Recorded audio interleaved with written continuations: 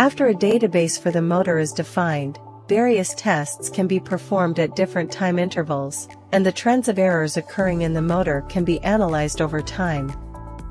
For this purpose, after each round of analysis on the collected data, the trends, error percentages, electrical parameters, and mechanical parameters can be observed.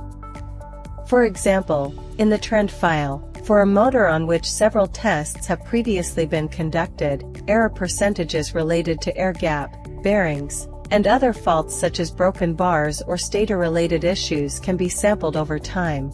If these errors are observed to grow excessively during the measurement period, they can be monitored, and the motor can be taken out of service before it reaches a critical condition.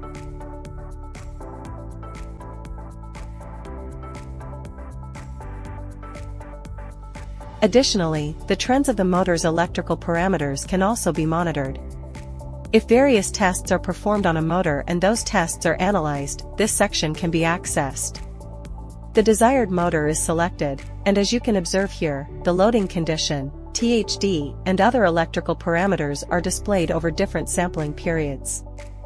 By comparing each test with its corresponding time frames, it becomes possible to determine how the motor's condition has changed over time.